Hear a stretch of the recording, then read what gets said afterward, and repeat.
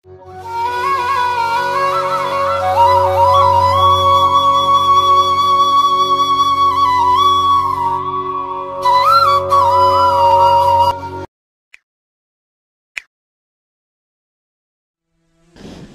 महाराज अन्य आश्रम गृहस्थ आश्रम पर ही आधारित हैं, इसलिए गृहस्थ आश्रम एक तपोवन है। इसलिए गृहस्थ आश्रम के लिए सज्जनों कहा गया धन्यो गृहस्थ आश्रम। और सज्जनों जम्मू प्रियव्रत ने गृहस्थ आश्रम को स्वीकार किया। प्रियव्रत के समय में भौगोलिक परिवर्तन हुआ, पृथ्वी पर 7 द्वीप हुए, इसलिए 7 द्वीपों वाली ये पृथ्वी कहलाई। 7 द्वीप हुए, 7 समुद्र बने। उनके 10 पुत्रों से 3 पुत्र तो विरक्त हो गए, 7 रहे, उन्हें 7 द्वीपों का राजा बना दिया गया और एक एक द्वीप का राजा बना दिया गया। जम्बू द्वीप का राजा प्रियव्रत पुत्र आग्नेन्द्र है। उसको पूर्वचित्त नाम की अप्सरा से नाभि नाम का बेटा हुआ। नाभि का विवाह मेरु देवी के साथ हुआ। नाभि राजा ने यज्ञ के द्वारा ईश्वर को प्राप्त किया।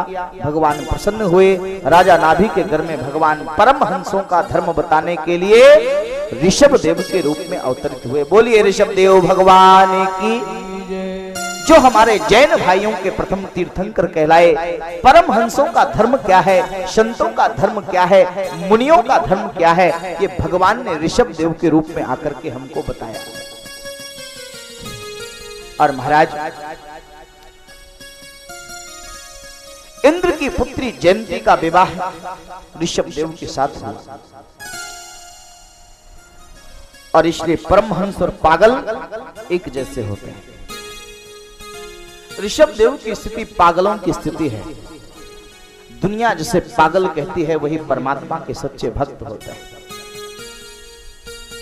स्वामी राम तीर्थ से किसी ने कहा कि क्या कहते रहते हो कि राम मुझ में है, मैं राम में हूं, तुम पागल हो गए हो। स्वामी राम ने कहा कि हां, मैं पागल हो गया।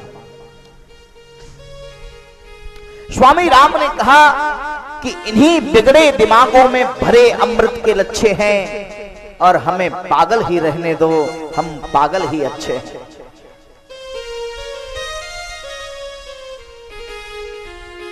दुनिया जिसे पागलपन कहती है, परमात्मा की नजरों में सज्जनों वही भक्ति होती है।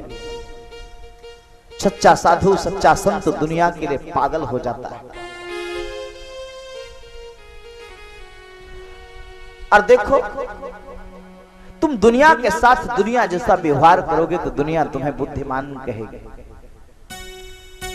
और दुनिया से अलग हट करके तुम भगवान की ओर जाने लगोगे तो यही दुनिया तुम्हें पागल कहेगी। और सचमुच पागल हो जाना अच्छी बात है।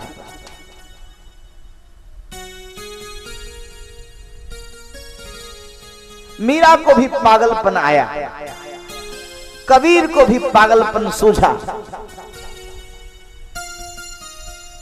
जब जब मीरा को पागलपन सवार होता तो मीरा कहती, मेरो तो गिरधर गोपाल दूसरो न कोई, जाके सिर मोर मुकुट मेरो पति सोई। और देखो भाई,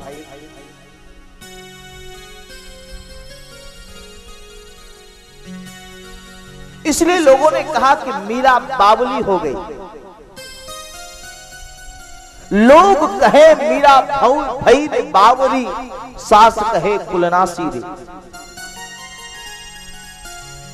तो ये पागलपन,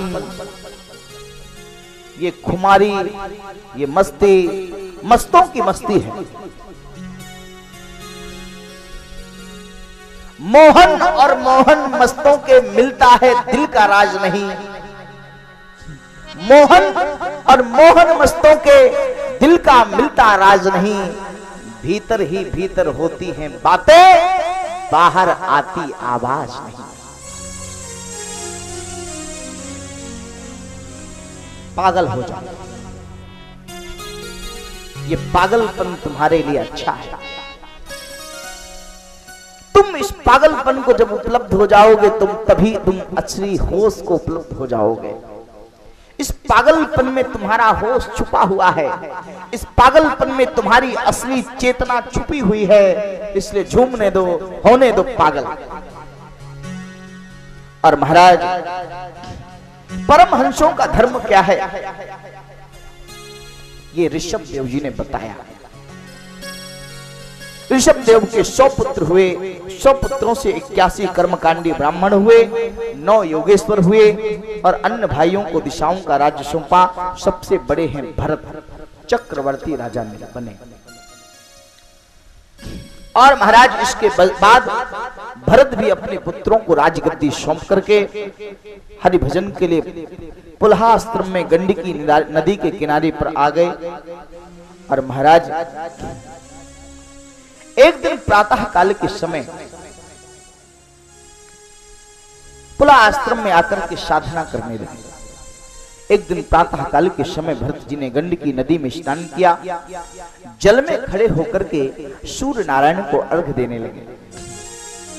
और महाराज जैसे ही सूर्य नारायण को अर्घ देने लगे, नदी के ऊपर वाले भाग में एक मृगी पानी पीने के लिए आई। उस वक्त जंगल में एक शेर की गर्जना सुनाई। मृगी, मृदा यानी मादा जो मृगी थी, मादा जो मृग था, उस मृगी को गर्भ था और शेर की गर्जना सुनकर के वह मृगी का गर्भपात हो गया। और जैसे ही मृगी ने छलांग लगाई, मादा हिरण ने छलांग लगाई, तो मृगी तो उस पार पहुंच गई नदी के। लेकिन बच्चे का प्रसव होने के बाद, गर्भपात होने के बाद वह बच्चा उसका पानी में गिर गया। भरत जी महाराज ने देखा, भरत को दया आया। भरत जी महाराज ने देखा ये ऋषभ देव के पुत्र भरत हैं, राम के भाई भरत की चर्चा नहीं हो रही है। भरत जी महाराज ने देखा, सोचा कितना प्यारा बच्चा है, जाकर के गोद में उठा लिया। और उस हिरण के प्रति इतनी आसक्ति हो गई कि हरि का चिंतन छोड़ करके अब हिरण का ही चिंतन होने लगा। हिरण अगर कहीं दूर कुटिया से चरने के लिए चला जाता तो चिंता हो जाती कि कहीं कोई हिंसक जीव जंतु इसको मार ना डाले। और महाराज अंत में हिरण का ही चिंतन करते हुए भरत की मृत्यु हुई। और अंत में जो मति होती है वही गति होती है। अंते यामति सा गति, जिसका चिंतन करते हुए तुम प्राणों का त्याग करोगे वही तुम्हें बनना पड़ेगा। और भरत का अगला जन्म हिरण का। और महाराज लेकिन पूर्व जन्म की हुई साधना सज्जनों निष्फल नहीं जाती। इसलिए भरत हिरण तो बने हैं, लेकिन पूर्व जन्म की साधना के कारण ज्ञान है पूर्व जन्म का कि मैं साधक था, हिरण में आसक्ति के कारण मैं फंस गया। और महाराज हिरण बनकर के उसी पुल्हास्त्रम में आ गए। ना घास चरता है ना हिरण, ना पानी पीता है ये हिरण, क्योंकि भरत ही हिरण बने। किसी को पता नहीं कि ये हिरण कौन है। हिरण का शरीर छूटा, फिर तीसरा जन्म अंगिरा गोत्र के एक ब्राह्मण के घर में श्री भरत जी का हुआ। उस ब्राह्मण को 2 पत्नियां थी। दूसरी पत्नी से एक बेटा और एक बेटी हुई। बेटे के रूप में श्री भरत जी का प्रकट हुआ। श्री भरत जी का प्राकट्य हुआ। पूर्व जन्म का ज्ञान है, सावधान है, किसी के साथ अपने चित्त की आसक्ति को जुड़ने नहीं देते। और महाराज गायत्री मंत्र पढ़ने के लिए भेजा तो पढ़ाई नहीं की। और चिंता करने लगे कि क्या करें। खेतों का काम काज करने के लिए जल भरत को रखवाली के लिए सौंप दिया। जल भरत जी खेतों की फसल की रक्षा करने के लिए वहां पर गए और चिड़ियों को बुला करके कहते हैं कि चिड़ियों, राम जी की चिड़िया और राम जी का खेत खाओ री चिड़ियों भर भर पेट। भरत के भाइयों ने देखा कि ये तो सर्वनाश कर दे। भरत के भाइयों ने धक्का मार करके भरत को निकाल दिया। भरत जी महाराज ने सोचा कि अच्छी बात है, भगवान का भजन करेंगे। और महाराज भरत जी, बड़ी बड़ी दाढ़ी है भरत जी की, मैली कुचैली धोती, मलिन परिधान पहने हुए महात्मा भरत जा रहे हैं। और इधर कोल भीलों को काली माता के सामने बलि देने के लिए एक बलि की आवश्यकता थी, पुरुष की आवश्यकता थी, क्योंकि जंगल में जो भीलों का राजा था उसके पास बेटा नहीं था और उनकी मान्यता थी कि अगर माता काली को बलि दी जाएगी तो बेटा हो जाएगा। और महाराज जिस व्यक्ति को बलि के लिए पकड़ करके ले आए थे वो तो भाग गया, अब किसकी बलि दें? बोले रास्ते में जो आता हुआ हट्टा कट्टा दिखाई दे उसी को पकड़ के ले आओ। भीलों के सैनिक महात्मा भरत को पकड़ करके ले आए, भरत जी को नहलाया धुलाया, कपड़े पहनाए। भरत जी ने कहा देखो संतों की कितना सेवा कर रहे हैं। भरत जी को माता के सामने ले गए। भरत जी ने कहा क्या क्या बात है, कितने सज्जन आदमी हैं, मंदिर में आकर के मां काली का दर्शन करवा रहे हैं। भरत जी से कहा कि मस्तक झुकाओ। भरत जी ने मस्तक झुकाया सज्जनों, और जैसे ही मस्तक झुकाया भीलों के राजा ने बलि देने के लिए तलवार उठाई। मां काली उस मूर्ति से प्रकट हो गई और भीलों को मां काली प्रकट होकर के मानो भीलों के राजा को, भीलों को मां काली ने मार दिया और भरत की रक्षा की। और इस प्रकार से महात्मा भरत वहां से आगे निकले, आए इच्छुमती नदी के किनारे। और इच्छुमती नदी के किनारे आए तो क्या है, यहां पर क्या देखा? अथ सिंधु सौवीर पते रहु गणस्त ब्रजत इच्छुमत्यास्तटे तत्कुलपतिना शिविका वाह पुरुषान बेषण समय। क्या है? बोले आज राजा रहुगण का मंगल होने जा रहा है। सिंधु सौवीर देश का एक राजा है रहुगण, कपिल भगवान के आश्रम में उपदेश सुनने के लिए जा रहा है। पालकी में बैठकर जब इच्छुमती नदी के किनारे पर उसका काफिला पहुंचा तो राजा ने कहारों को कहा कि थक गए होगे, विश्राम कर लो। उसमें से एक कहार भाग गया। पालकी उठाने की बात आई तो राजा के कहारों ने कहा कि महाराज हम तीन हैं, एक तो भाग गया। राजा ने कहा अपने सैनिकों को रास्ते में आते हुए सबसे पहले जो तगड़ा आदमी मिले, मोटा आदमी मिले, उसको पकड़ करके ले आओ और पालकी में जोत दो। राजा के सैनिक पहुंचे और देखा कि भरत जी महाराज अपनी मस्ती में झूमते गाते हुए भगवान का गान करते हुए चले आ रहे हैं। और महाराज सोचा, राजा के सैनिकों ने सोचा कि सबसे तगड़ा आदमी यही है, इसी को पकड़ लो। और महात्मा भरत को पकड़ लिया। दुज श्रेष्ठ भरत जी भाग्य योग से वहीं मिले। चलो पालकी रखी अपने कांधे पर और सबके साथ अपनी मस्ती में, अपने आनंद में चलने लगे। राजा की पालकी को भरत ने, राजा की पालकी को जड़ भरत जी ने यानी महात्मा भरत ने अपने कंधे पर उठा लिया, अपनी मस्ती में चल रहे। और रास्ते का बड़ा ज्ञान है, चींटी कोई जीव जंतु पांव के नीचे आ जाता है तो जड़ भरत जी उसे बचाने का प्रयास करते हैं। और जैसे ही कोई जीव जंतु आता है सज्जनों तो भरत जी उसको बचाने के लिए उछल जाते हैं। तो उस पालकी पर जो बैठा हुआ राजा रहुगण है वो भी उछल जाता है और पालकी के ऊपर जो डंडा लगा है, लकड़ी लगी है, उसके राजा के सिर में लगती है। राजा कहता है होश में नहीं चल रहे। तीनों कहारों ने कहा कि महाराज हम तो ठीक से चल रहे हैं, ये जो नवीन व्यक्ति आया है, जो ये नया कहार आया है, ये नया ढोने वाला ठीक से नहीं चल रहा। और महाराज भरत जी कीड़े मकोड़ों का ध्यान रखते हैं। और देखो राजा रहुगुण ने कहा तुम जमते नहीं। अथ पुनः स्वस्विकायाम विषमगतायाम प्रकुपित उवाच रहुगणा किमिद परे तुम जीवन मृतो माम कदर्थी कृत। भरत शासन मत चरसि प्रमत्तस्य चाते करोमि चिकित्साम दद्य पाणी रिप जनतायाम यथा प्रकृति स्वाम भजिष्य इति। ये पंचम स्कंध है भागवत का, इसमें गद्य है, इसको गद्य शैली में सज्जनों पढ़ा जाता है। और देखो भाई राजा रहुगण ने कहा कि मेरी आज्ञा का उल्लंघन करते हो, मैं राजा हूं, दंड देने वाला हूं, अभी तेरी चिकित्सा कर दूंगा। अभिमान में आकर के जब राजा रघुगण ऐसा बोलने लगा तो भरत जी को हंसी आ गई। महात्मा भरत को हंसी आ गई सज्जनों कि देखो राजा होने का कितना बड़ा अभिमान है। तो भरत जी को हंसी आ गई। मानो भरत जी सोचने लगे, किस छोटे से राज्य सिंध सौबीर देश का ये राजा रघुगण ये नहीं जानता कि इस शरीर में रहने वाला, पालकी जोतने वाला जो महात्मा है, ये भी कभी पूरे भारत का सम्राट था भरत। और महाराज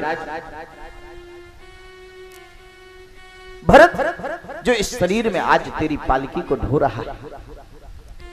और देखो सज्जनों, महात्मा भरत ने सोचा कि रजोगुण के प्रभाव के कारण इसमें आज क्रोध है। और देखो भाई, इसलिए इसका पतन होगा।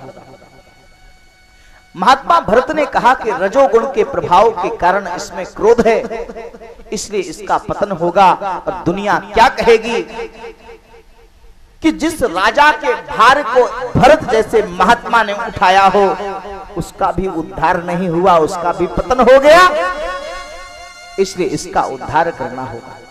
अरे संत भी जिसके भार को अपने कंधे पर उठा लें, उस व्यक्ति का भी क्या पतन होता है। अरे उसका तो उद्धार हो जाना चाहिए, इसलिए आज इसका पतन हो जाएगा तो दुनिया कहेगी कि महात्मा ठीक नहीं था। अरे भरत जैसे अमलात्मा महात्मा मुनींद्र परमहंस योगी यति सन्यासी ने जिसके भार को उठाया हो, जिसके जीवन के भार को अपने कंधों पर स्वीकार कर लिया हो, ऐसे व्यक्ति का भी, अगर ऐसे जीव का भी पतन हो जाए तो महात्मा के लिए अच्छी बात नहीं होगी। इसलिए क्या कहा, भरत जी बोलने को तैयार हुए। राजा भरत, राजा रघुगण की पालकी को महात्मा भरत ने अपने कंधे पर उठा रखा है और बोल रहे हैं। पालकी को उठाए उठाए बोले रहे हैं। और क्या कह रहे हैं, जिन्होंने कभी जीवन में गायत्री मंत्र भी नहीं बोला, आज वह सिंध सौबीर देश के राजा रघुगण को उपदेश दे रहे हैं। और कहा कि राजन, तू दंड देने वाला है और हम दंडनीय हैं। ये सब माया के फंदे हैं। ना ही तू दंड देने वाला है और ना ही हम दंडनीय हैं। और तू कहता है कि मैं मोटा हूं, तगड़ा हूं, फिर भी तेरी पालकी को ठीक से नहीं उठा पा रहा हूं। अरे मोटा होना, पतला होना, ये तो शरीर का धर्म है। अरे आत्मा ना तो मोटी होती है ना पतली होती है। और देखो, मैं तो नित्य शुद्ध बुद्ध, नित्य मुक्त आत्मा हूं। राजा रघुगुण ने ज्ञान से परिपूरित, ज्ञान से मंडित जब इस वाणी को सुना तो सोचा कि ये तो कोई बहुत बड़ा पंडित है, कोई बहुत बड़ा ब्राह्मण है, कोई बहुत बड़ा योगी है। और महाराज, यह तो कोई परमहंस की दशा को प्राप्त हुआ द्विज श्रेष्ठ है, विप्र श्रेष्ठ है, विप्रविद वरेण्य है, विप्रविद वरिष्ठ है। और महाराज, राजा सत्संगी तो था ही, और सत्संग करने के लिए ही महात्मा कपिल के आश्रम में जा रहा था। तुरंत अभिमान को छोड़ करके पालकी से नीचे उतरा और हाथ जोड़ करके कहने लगा, कस्तम निगूढ़ चरसि दुजानाम बिभर्षि सूत्रम कतमो अवधूतः कस्यासि कुत्रत्यहापि कस्मात् क्षेमाय नश्चेतसि नोत सुकुलः। महाराज, अवधूत के वेश में आप कौन हैं? कहीं आप दत्त भगवान तो नहीं? अथवा जिनके आश्रम में मैं जा रहा हूं सत्संग करने के लिए, वो महर्षि कपिल तो आप ही नहीं जो मेरी परीक्षा लेने के लिए इस वेश में आए हो? मैंने अज्ञान बस आपका अपराध किया है, आप मुझे क्षमा करिए, आप तो बहुत बड़े महात्मा हैं। और महाराज, ना हम विशंके सुरराज वज्रान त्रयशूलान यमस्य दंडात, ना मैं डरता हूं इंद्र के वज्र से, ना यम के दंड से डरता हूं, ना शिव के त्रिशूल से डरता हूं। अगर मैं डरता हूं केवल संतों के श्राप और ब्राह्मणों के श्राप से मैं डरता हूं, इसलिए प्रभु आप मुझे क्षमा करें। और देखो भाई, इस प्रकार से संतों परमहंसों का धर्म क्या है। ये संसार, महाराज जड़ भरत ने कहा कि रहुगण ये संसार भयाटवी है, इस संसार में जीव भटक जाता है, तुम भी भटके हो। इस संसार की मोहकता, इस संसार के सौंदर्य को देख करके जीव भटक जाता है, और इसलिए तुम भी भटक गए हो सज्जनों। और रहुगण को उपदेश दिया। सुखदेव जी महाराज ने पंचम स्कंध के अंत में 14 लोक भगवान के अंग, पाताल के नीचे जो नरक लोक है, तो 28 प्रकार के नरकों का वर्णन किया, और अलग अलग नरकों में जाने से क्या क्या फल भोगना पड़ता है उसका भी वर्णन किया। नरक का मतलब है सज्जनों जीवन की दुर्गति, जीवन में कर्मों का परिणाम। आपके कर्म जैसे होंगे, अवश्य में भोक्तव्यम कर्म फल शुभाशुभम। मैंने कल निवेदन किया था, जिसका कर्म है, जैसा कर्म है, उसका फल उसी को भोगना पड़ेगा। और उदाहरण देके आपको समझाया भी था।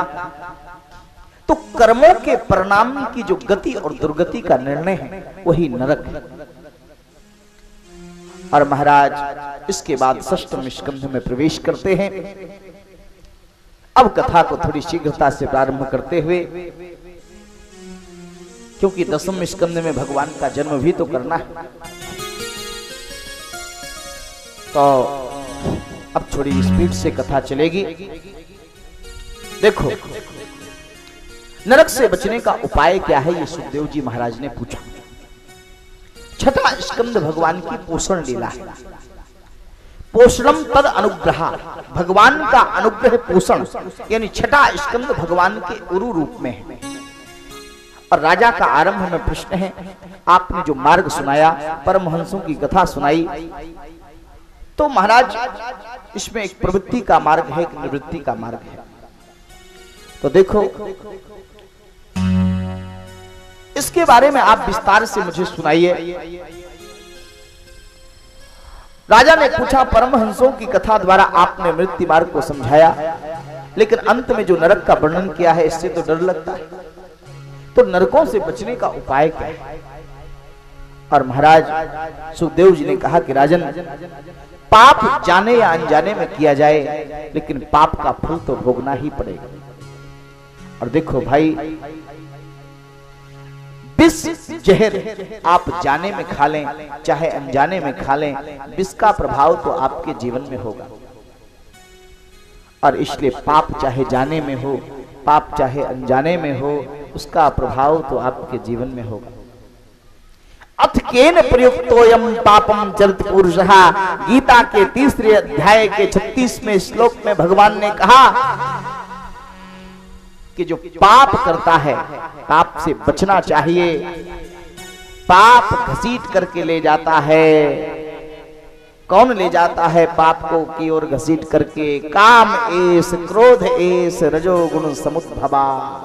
ये कामनाएं, ये वासनाएं तुमको पापों की ओर घसीट के ले जाती हैं। और महाराज, जहि शत्रुम महाबाहो काम रूपम दुराशदम, गीता में कहा भगवान ने, ये महाबलवान शत्रु हैं जो आपको पाप की ओर ले जाएंगे। और महाराज, भगवान का नाम ही पाप से बचने का सहारा है। भूगोल खगोल की भगवान ने कथा का वर्णन किया, 28 प्रकार के नरकों का वर्णन किया, पापों से नरक में क्या क्या गति होती है ये बताया। तो परीक्षित घबराए, तुरंत पूछा, पाप जाने में अनजाने में हो जाए, ज्ञान अज्ञान दोष ही देते हैं, पाप होने के बावजूद अगर हम नरक से बचना चाहते हैं तो क्या उपाय है, क्या विधि है? बोले बस, पाप अगर अनजाने में हुआ है या जानबूझ करके हुआ है, अगर तुम सचमुच पाप का प्रायश्चित करना चाहते हो और बचना कर चाहते हो, तो बस एक ही उपाय है। क्या? नाम संकीर्तनम यस्य सर्व पाप प्रणाशनम, प्रणामो दुख समनस्तम, नमामि हरिम परम। पाप को शमन करने के लिए सिर्फ नाम संकीर्तन के अतिरिक्त और कोई दूसरा उपाय है ही नहीं। आइए हम लोग भी थोड़ी नाम संकीर्तन कर लें अपने अपने पापों की अग्नि को बुझाने के लिए। तो तेरी मेहरबानी का है बोझ इतना कि जिसे मैं उठाने के काबिल नहीं हूँ। प्रभु तेरी मेहरबानी का है बोझ इतना जिसे मैं उठाने के काबिल नहीं हूँ। हाथ उठा करके मीठी मीठी तालियों के साथ। प्रभु तेरी मेहरबानी का है बोझ इतना जिसे मैं उठाने के काबिल नहीं। मैं आ तो गया हूँ मगर जानता हूँ, मैं आ तो गया हूँ मगर जानता, मैं आ तो गया हूँ मगर जानता, मैं आ तो गया हूँ मगर जानता हूँ, मैं आ तो गया हूँ मगर जानता हूँ तेरे दर पे आने के काबिल नहीं हूँ, तेरे दर पे आने के काबिल नहीं हूँ।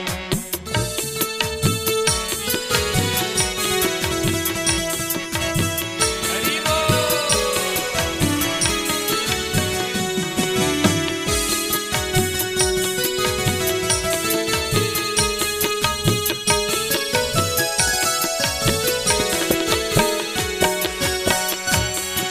ज़माने की चाहत ने मुझको रुलाया, तेरा नाम हरगिज़ ज़ुबां पे न आया। ज़माने की चाहत ने मुझको रुलाया, तेरा नाम हरगिज़ ज़ुबां पर न आया। वफादार तेरा गुनहगार हूँ मैं, हो वफादार तेरा गुनहगार हूँ मैं, तुम्हें मुँह दिखाने के काबिल नहीं हूँ। प्रभु तेरी मेहरबानी का है बोझ इतना जिसे मैं उठाने के काबिल नहीं हूँ।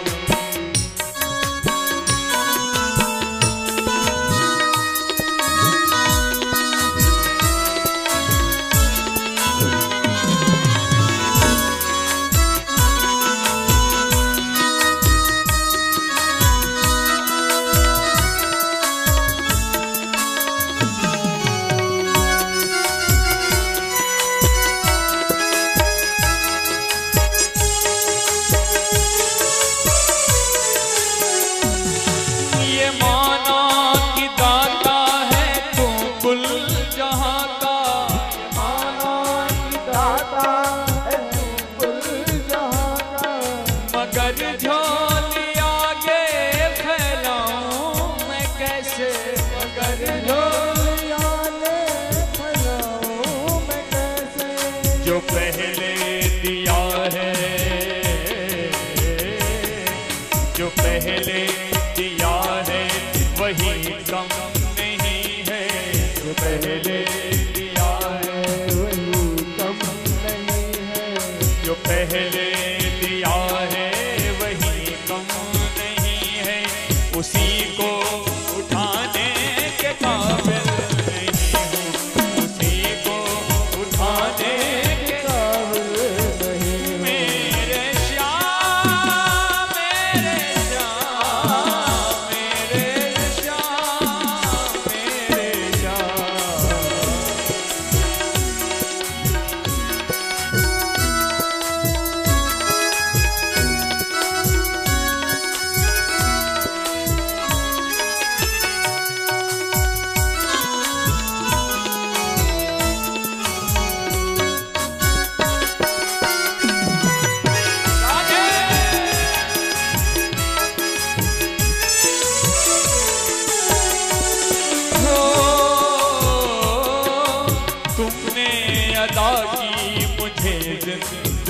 ने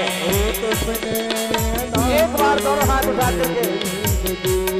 हो तुमने अदा की मुझे जिंदगानी, तुमने अदा की मुझे जिंदगानी, मगर तेरी महिमा नहीं मैंने जानी, मगर तेरी महिमा नहीं मैंने जानी। कर्जदार इतना हो तेरी दया का, कर्जदार इतना हो तेरी दया का, कि कर्जा चुकाने के काबिल नहीं हो, कर्जदार इतना हो तेरी दया का, कि कर्जा चुकाने के काबिल नहीं।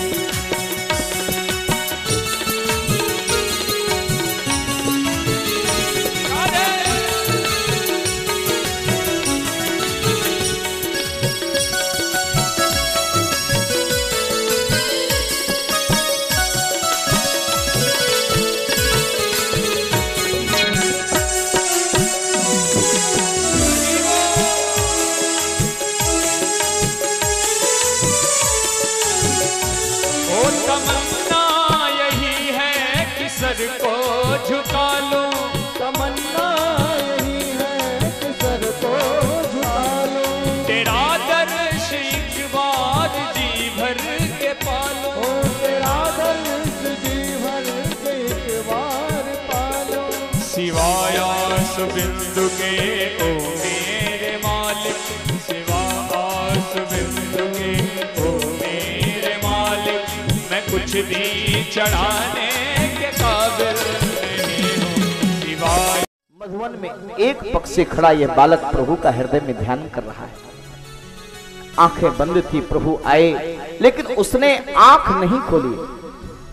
भगवान ने ध्रुव जी की आंखें खुलवाने के लिए ध्रुव के हृदय में जो अपना स्वरूप था उसको अंतर ध्यान कर दिया, क्योंकि ध्रुव जी भीतर हृदय में भगवान का स्वरूप देख रहे थे, इसलिए आंखें खोली ही नहीं। भगवान ने हृदय में जो अपना स्वरूप था उसको विलुप्त कर दिया, उसका अंतर ध्यान कर दिया, और तब ध्रुव जी ने आंखें खोली। ध्रुव जी व्याकुल होकर के आंखें खोलते हैं, कहां गया वो स्वरूप, कहां गई वो छवि। और महाराज व्याकुलता में ध्रुव की आंख खुल गई, देखा तो जो हृदय में नारायण थे आज वही नारायण सामने खड़े हुए। रोमांच हो गया, प्रेम की आंसुओं की धारा बह चली, दंडवत करते हुए प्रभु के चरणों में गिर पड़े। और देखो भाव इतना है, भावातिरेक होने के कारण ध्रुव जी बोल नहीं पाते हैं, कुछ कहना चाहते हैं लेकिन कह नहीं पा रहे। और देखो भाई, श्री हरि ने अपने शंख को ध्रुव के कपोल से लगाया और बीना वादिनी मां सरस्वती मानो जिह्वा पर आकर के विराजमान हो गई, और छोटे से प्रेमी भक्त बालक ध्रुव ने हाथ जोड़ करके भगवान नारायण की स्तुति की। और क्या कहा, योऽन्तः प्रविश्य मम वाचमिमां प्रसुप्तां संजीवयत् खिल शक्ति धरः स्वधाम्ना, अन्यास्त हस्त चरण श्रमणत्व गादीन्, प्राणान्नमो भगवते पुरुषाय तुभ्यम्। क्या सुंदर शब्द हैं, महर्षि व्यास की कलम का भी क्या कमाल है। क्या कहा, हे नारायण, योऽन्तः प्रविश्य मां वाचमिमां प्रसुप्तां। हे नारायण, आप मेरे भीतर प्रवेश करके मेरी सोई हुई वाणी को जागृत करते हो। और महाराज, आप ही के कारण सारी इंद्रियां चेष्टा करती हैं। सब प्राणियों में प्राण स्वरूप आप ही तो हैं, इसलिए प्राणन नमो भगवते पुरुषाय तुभ्यम। हे प्रभु, ऐसे प्राण स्वरूप आपको मैं नमन करता हूं, नमस्कार करता हूं। और महाराज, ध्रुव ने भगवान की स्तुति की, भगवान प्रसन्न हो गए, बोले, वेदाहं ते व्यवसितं हृदि राजन्य बालक तत् प्रयच्छामि भद्रम ते दुरापमपि सुब्रता। हे राजा के राजकुमार, तेरे दिल में जो मैं कामना है वो मैं जानता हूं। काम की बात कर, तो स्तुति तो कर रहा है, लेकिन राजा के बालक मैं जानता हूं कि तू तेरे हृदय में कामना क्या है, इच्छा क्या है। और महाराज तत्प्रयच्छामि, तुझे राजगद्दी चाहिए ना, मिलेगी। तुम्हें तुम्हारे पिता राजगद्दी देंगे, बहुत समय तक तुम राज्य करोगे, फिर मेरा विमान तुम्हें लेने के लिए आएगा। और सप्त ऋषि जिसकी परिक्रमा करते हैं, ऐसे अविचल स्थान पर तुम ध्रुव तारा बनकर के दुनिया में अमर हो जाओगे। और महाराज नान्यैरधिष्ठितं भद्रायं यमद्राजिष्णु ध्रुवच्छिति यत्राग्रहर्षताराणां ज्योतिषां चक्रिमाहितम्। इस प्रकार से ध्रुव जी आ गए। ध्रुव जी का राज्याभिषेक हुआ। ध्रुव का विवाह सुषमार प्रजापति की भ्रमी नामक कन्या के साथ हुआ। ध्रुव को कल्प और बत्सर नाम के दो पुत्र हुए। वायु पुत्री इला के साथ भी ध्रुव का एक विवाह हुआ, जिससे एक उत्कल नाम का बेटा हुआ।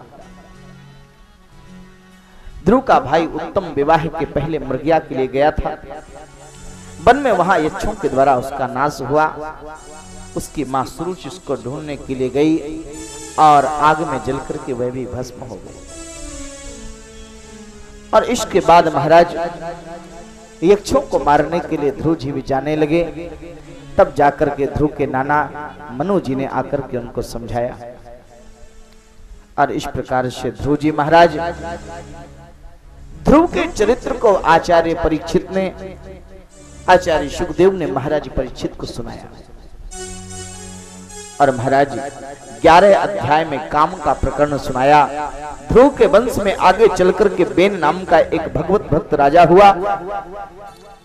और देखो, अंग नाम का एक राजा हुआ जो भगवत भक्त था। और अंग को बेन नाम का एक दुष्ट पुत्र हुआ। भगवत भक्त राजा को पुत्र हुआ दुष्ट। कभी कभी सज्जनों ऐसा होता है कि अच्छे पिता के घर में भी दुष्ट संतान होती है। और देखो भाई,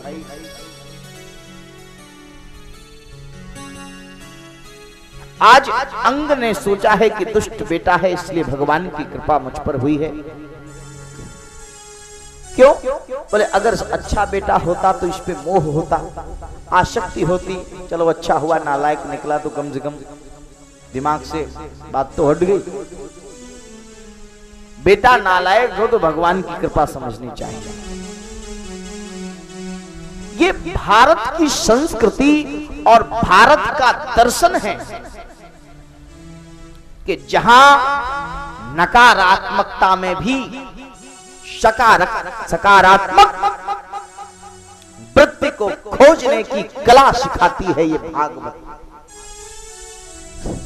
नेगेटिव सब्जेक्ट में भी पॉजिटिव पॉइंट ढूंढना सिखाती है ये भागवत। जीवन जीने की कला सिखाती है तुमको भागवत।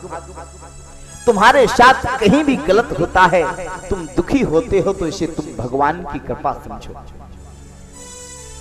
क्योंकि तुम भगवान के प्रति उस समय ज्यादा समर्पित हो जाया करते हो। इसलिए मैं कहता हूं, भागवत की कथा के माध्यम से तुम्हें बताने नहीं, सिखाने नहीं, मैं तुम्हें जगाने आया हूं। तुम्हारी सोई हुई चेतना को जागृत करने का काम करने का मेरा इरादा है। तुम्हें जीना सिखाना है, तुम जीना नहीं जानते। जिंदगी तुम्हारे लिए बोझ बन गई है, और तुम्हारा ये बोझ हल्का कैसे होगा, तुम्हारी ये जिंदगी हल्की कैसे होगी। तुम जिंदगी को खूबसूरत गुलाब के फूल की तरह गले में धारण करो, ना कि जिंदगी को अपने जीवन का बोझ समझो। जीवन बोझिल हो जाता है तो जीना कठिन हो जाता है। और यही जीवन जब तुम्हारे लिए सकारात्मक संदेश लाता है, तुम्हारा जीवन आनंद से परिपूर्ण हो जाता है, तुम आनंद से भर जाया करते हो। बस तुम्हारी इस घिसती हुई, लुटती हुई, पिटती हुई, संघर्ष से पूर्ण, दुखों से पूर्ण जिंदगानी में भागवत एक आशा की किरण है जो तुम्हें जीना सिखाएगी। जीने की कला भागवत से सीखो, भगवान की कथाओं से सीखो। कि भारत के दर्शन का गौरव है, इंडियन फिलॉसफी का गौरव है। और महाराज आज अंग ने सोचा कि अच्छा हुआ, दुष्ट राजा हुआ, अंग राज्य को छोड़कर के भगवान का भजन करने के लिए चले गए। और महाराज लेकिन बेन नाम का जो उसका पुत्र है वो बड़ा नास्तिक था, कोई भगवान नहीं है, यज्ञ बंद करो, पूजा पाठ नहीं होगा, राजा ही भगवान होता है। ऋषियों ने सोचा कि राजा के विहीन राज्य अच्छा नहीं होता, भले ही नास्तिक क्यों ना हो, इसको राज्य पर बैठा दे, शायद जिम्मेदारी आएगी तो सुधर जाएगा। लेकिन बेन बहुत नास्तिक था, उसने कहा कि राजा ही सब कुछ होता है, मेरी पूजा करो, यज्ञ बंद करो। और महाराज यज्ञ भजन बंद करवा दिया। और सज्जनों, धार्मिक चीजों को कानून बनाकर के ना ही रोका जा सकता है और ना ही प्रारंभ किया जा सकता है। धर्म तो भीतर से जन्म लेता है। और महाराज आज बेन ने कहा कोई भगवान नहीं है, मैं ही ईश्वर हूं। ऋषियों ने समझाया संविधान दो प्रकार के होते हैं, एक राज्य का संविधान होता है, एक धर्म का संविधान होता है। जहां धर्म के संविधान में लोगों की आस्था नहीं होगी, उस राज्य के संविधान में भी लोगों की आस्था नहीं होगी। धर्म के संविधान में लोग आस्था करेंगे, धर्म का पालन करेंगे, तो तभी नैतिक वैल्यू होगी, नैतिक आचरण होगा, और तभी राजा और राज्य के प्रति भी लोग श्रद्धा रखेंगे। और महाराज धर्म निरपेक्ष राष्ट्र हो ही नहीं सकता है। कहते ना हमारा राष्ट्र धर्म निरपेक्ष है। सेकुलरिज्म का अर्थ धर्म निरपेक्ष नहीं, संप्रदाय निरपेक्ष होता है, गैर संप्रदायवाद। क्योंकि राज्य की शासन व्यवस्था से, राजनीति से धर्म को अलग किया ही नहीं जा सकता। क्योंकि जब जब राजनीति से धर्म को अलग किया गया, ये राजनीति भटक गई और शासक भटक गए। इसलिए पुराने समय में एक राजा के पास में उसका गुरु होता था जो उसे दिशा देता था, यानी राज्य की शासन व्यवस्था में धर्म का योगदान। और महाराज ऋषियों ने बेन को समझाया, बेन नहीं माना। ऋषियों ने हुंकार भरी और बेन मर गया। इसका मतलब समझते हो? इसका आध्यात्मिक और सामाजिक और लौकिक अर्थ क्या है सज्जनों? बोले जब जब शासन सत्ता के मद में, राज्य शासन सत्ता के मद में शासक धर्म और संतों को चुनौती देने लगते हैं, तब तब संत हुंकार भरते हैं ऐसी शासन व्यवस्था के खिलाफ, और ऐसी सत्ता धराशायी हो जाया करती है। ऐसी सत्ता की कुर्सियां, ऐसी सत्ता का सिंहासन हिल जाया करता है, यही संकेत है। और आज भी ऋषियों ने हुंकार भरी तो बेन की शासन व्यवस्था और बेन की सत्ता हिल गई और बेन मर गया।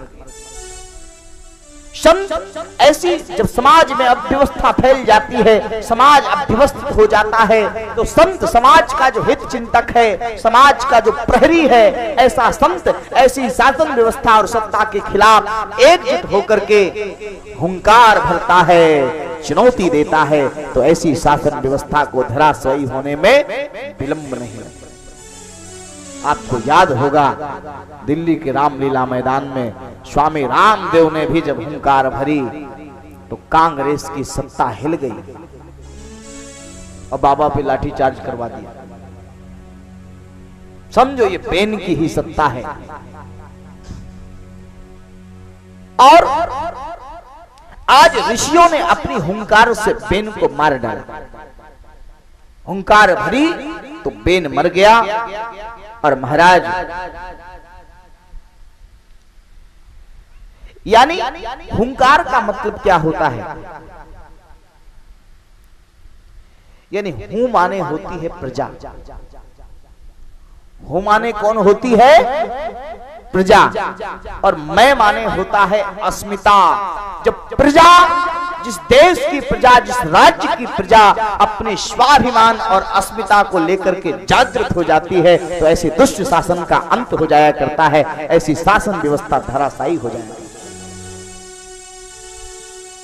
और यही किया ऋषियों ने, लोक शक्ति को जागृत किया। और देखो भाई, बेन मारा गया अपने पाप से। बेन तो मारा गया, अब बेन मर गया लेकिन समस्या का अंत नहीं हुआ। बेन मर गया लेकिन समस्या का अंत नहीं हुआ। अब भी राज्य की आवश्यकता पूरी नहीं हुई। राज्य में चोरों का उपद्रव बढ़ने लगा।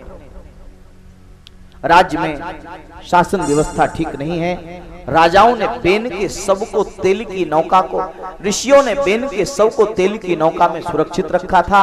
आज ऋषियों ने पुनः बेन के शव को बाहर निकाला, शरीर को बाहर निकाला और उसका मंथन किया।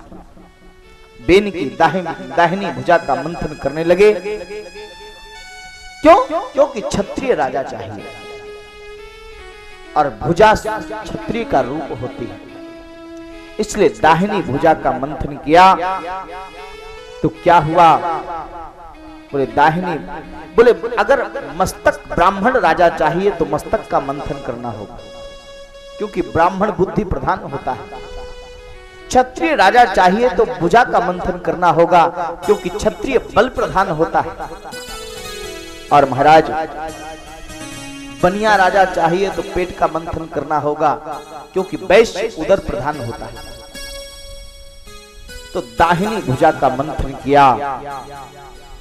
और देखो दक्षिण भुजा का मंथन क्यों किया, बाईं भुजा का क्यों नहीं किया? बोले दक्षिण भुजा का मंथन इसलिए किया क्योंकि दक्षिण पंथी धार्मिक विचारधारा के लोग चाहिए शासन और सत्ता के लिए। अगर बाईं भुजा का मंथन करते तो वामपंथी विचारधारा के कम्युनिस्ट पैदा हो जाते, जो देश का सत्यानाश कर देते। इसलिए बाईं भुजा का मंथन नहीं किया। कम्युनिस्ट नहीं चाहिए, मार्क्सवाद नहीं चाहिए, लेनिनवाद नहीं चाहिए। दक्षिण पंथी भारतीय वैदिक सनातन धर्म की विचारधारा वाला दल चाहिए, जो सत्ता पर शासन कर सके। और महाराज इसलिए वाम भुजा का मंथन नहीं, दाहिनी भुजा का मंथन किया। तब स्वयं हरि पधारे। पृथु के रूप में भगवान नारायण का प्रकट हुआ। बोलिए पृथु भगवान की जय। और महाराज राजा का धर्म क्या है, यह संसार को बताने के लिए भगवान राजा बनकर के पधारे हैं। साथ में लक्ष्मी के रूप में अर्ची महारानी आई है, राजा के अंश के रूप में प्राकट है। और महाराज पृथु के राज्य में भगवान पृथु ने, जैसे ही भगवान पृथु ने जन्म लिया, ऋषियों ने प्रार्थना शुरू कर दी, स्तुति शुरू कर दी, जय हो जय हो जय हो। भगवान पृथु ने कहा शांत, चुप, अभी मैंने ऐसा कोई काम नहीं किया जिससे आप मेरी प्रशंसा करें। और शासन सत्ता पर बैठे हुए राजा को चाटुकारों से दूर रहना चाहिए। ये मंत्री जी, महोदय जी, पीछे आगे घूमने वाले यही सब सत्यानाश करते हैं। इसलिए भगवान पृथु की जब स्तुति करने लगे ऋषि ब्राह्मण, जय हो जय हो। पृथु ने कहा किस बात की जय, अभी तो मैं पैदा हुआ, अभी तो मैंने ऐसा कोई काम जनता की भलाई के लिए नहीं किया जिसके लिए आप मेरी जय जयकार करें। ये भारत के राजनीतिज्ञों को सीखने में जैसी बात होगी। भारत के सत्तासीन लोगों को यह सीखना चाहिए कि जय जयकार करने वाले चाटुकारों से दूर रहना चाहिए, तभी आप जनता की भलाई का कार्य कर सकते हैं। और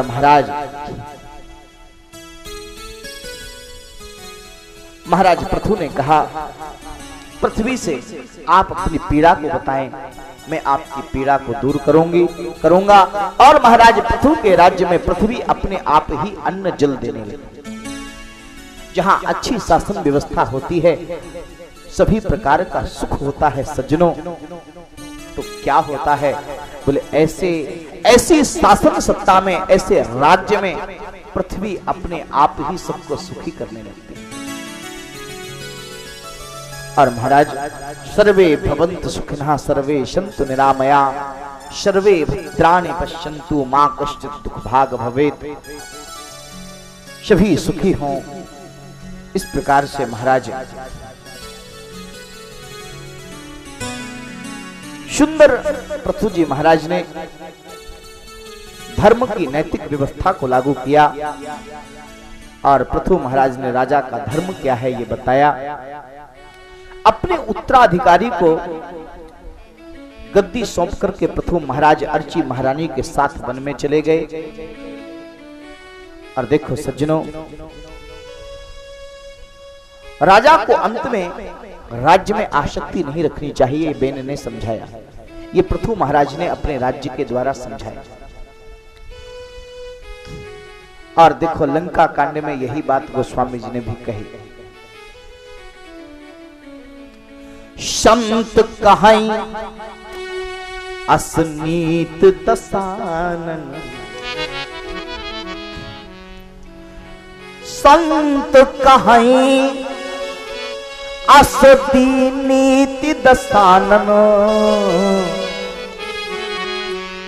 चौथे पैन जाइए नृप कानन। जब आप शासन सत्ता की बागडोर संभालने में अपने आप को असमर्थ महसूस करते हो तो क्या करना चाहिए बोले, त्याग पत्र दे करके भगवान का भजन करना चाहिए। आडवाणी की तरह कुर्सी से चिपके रहने का मन नहीं करना चाहिए। समझ में आया? इसलिए भगवान पृथु ने राजा का धर्म क्या है ये समझाया और राज्य की व्यवस्था अपने उत्तराधिकारी को सौंप करके क्या किया बोले, अब मैं जाकर के भगवान का भजन करूंगा। मेरी अवस्था अब इस योग्य नहीं है कि मैं शासन सत्ता की बागडोर को संभाल सकूं। अरे बुढ़ापे में 84 वर्ष की अवस्था में शरीर संभालना तो मुश्किल हो सकता है, लोग देश संभालने की बात करते हैं और इच्छा रखते हैं। और देश की बागडोर तो युवाओं के हाथ में होना चाहिए। देश की बागडोर इतना भी युवा ना हो।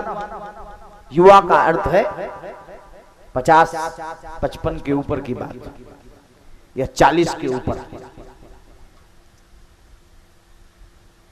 तो इसलिए संत कहें अस्मीत दसानन, चौथे पन जाइए नृपकानन। और महाराज भगवान पृथु ने ये बात समझाई। अमलात्मा महामुनिंद्र आचार्य सुखदेव जी महाराज ने राजा परीक्षित को अब आगे की कथा सुनाई। चतुर्थ स्कंध के 8 अध्याय में मोक्ष का प्रकरण क्या है ये बताया, शुद्ध वेदांत की कथा क्या है ये समझाई।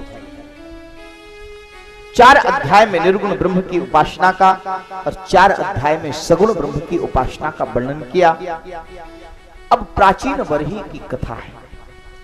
प्राचीन बरही और प्रचेताओं की कथा है। सज्जनों, इसे ध्यान से सुनना, क्योंकि ये थोड़ी समझने जैसी कथा है। ये आपकी कथा है, ये मेरी कथा है। प्राचीन बरही प्रचेता, प्रचेता प्राचीन बरही के पुत्र हैं।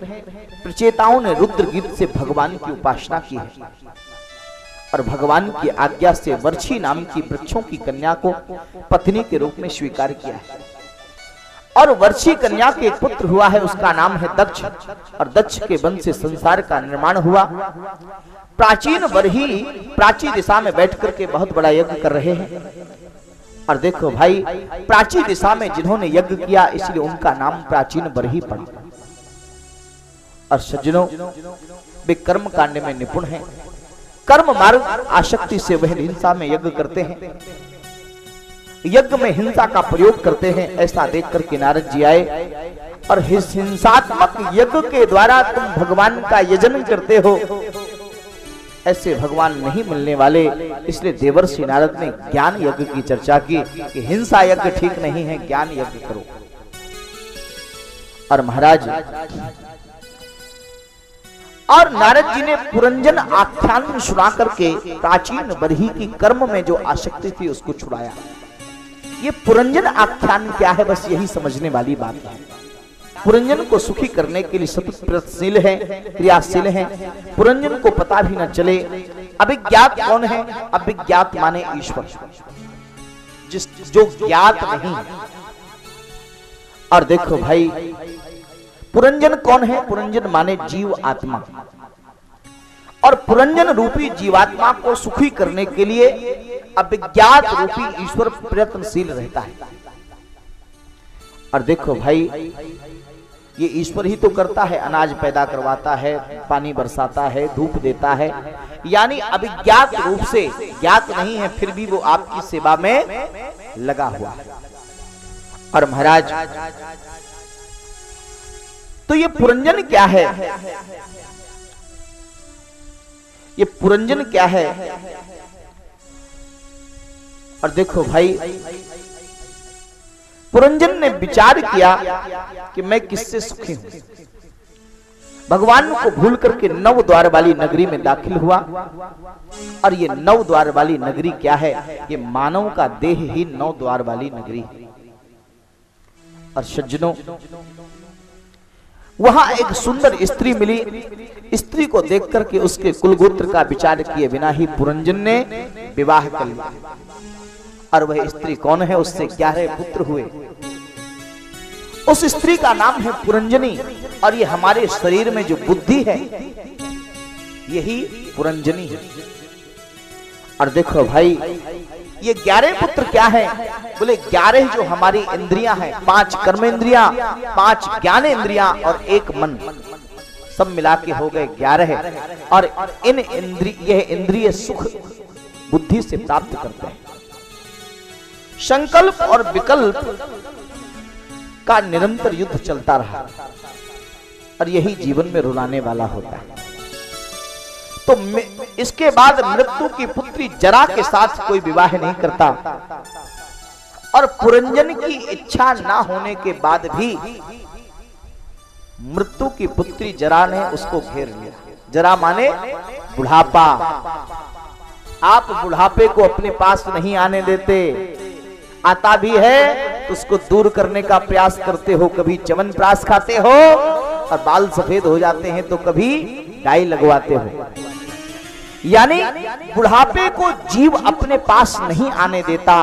लेकिन ये मृत्यु का जो पुत्र, मृत्यु की जो ये पुत्री है जरा नाम की, यह तो जीव को घेर ही लेती है। और महाराज, इसके बाद मृत्यु का सेवक प्रज्वल आया। प्रज्वल माने अंत काल में जब मृत्यु के समय जो बुखार आता है। और महाराज, स्त्री का चिंतन करते हुए शरीर छोड़ने पर पुरंजन का विदर्भ नगरी में कन्या के रूप में जन्म हुआ। और मर्यादा और धर्म का पालन करते करते चित्त शुद्धि हुई। द्रविड़ देश के पांडव राजा के साथ उसका विवाह हुआ। द्रविड़ देश माने भक्ति महारानी का मायका। भक्ति का जन्म कहां हुआ? दक्षिण भारत में, द्रविड़ देश में।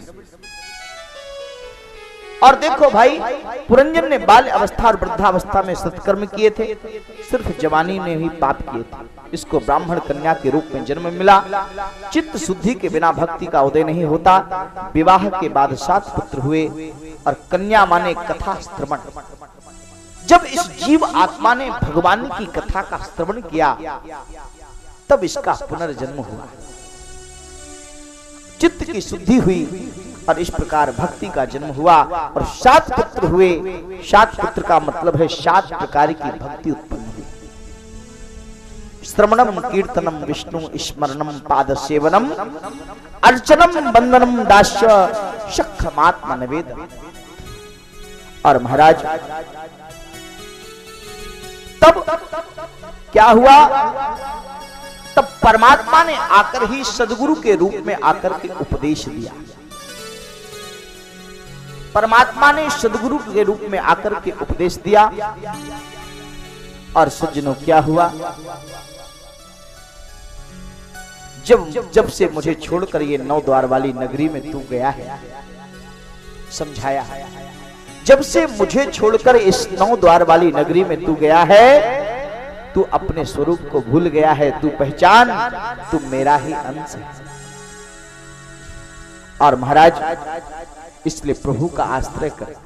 और सज्जनों, ये पुरंजन आख्यान का मतलब है, ये हमारी कथा है। हम ही इस देह नगर में रहते हैं। 9 द्वारों वाली ये नगरी है, इसी में हमारी आत्मा रहती है और हम भगवान को भूल गए हैं संसार में आकर के। इसलिए हमारा कर्तव्य क्या है? हमें हर क्षण, प्रत्येक परिस्थिति में परमात्मा तत्व का चिंतन करते हुए ईश्वर को समर्पित हो जाना चाहिए। प्राचीन वर्ही के 10 प्रचेता पुत्र हुए और इस प्रकार से महाराज प्राचीन वर्ही की कथा को सुना करके चतुर्थ स्कंध में 28 प्रकार के नरकों का वर्णन है। और महाराज इस प्रकार से भगवान ने विसर्ग लीला आदि लीलाओं का जो है आचार्य सुखदेव जी महाराज ने राजा परीक्षित को इस प्रकार की ये पुरंजन उपाख्यान की कथा सुना करके चतुर्थ स्कंध को विराम दिया। अब आइए पंचम स्कंध में प्रवेश करते हैं। देखो भाई, पंचम स्कंध का नाम है स्थिति लीला। स्थिति वैकुंठ विजया, यानी प्रकृति पर जो परमात्मा की विजय है वही स्थिति लीला कहती है। और महाराज इसमें 2 परमहंसों की कथा है, एक ऋषभ देव जी की और एक परमहंस है जड़ भरत जी।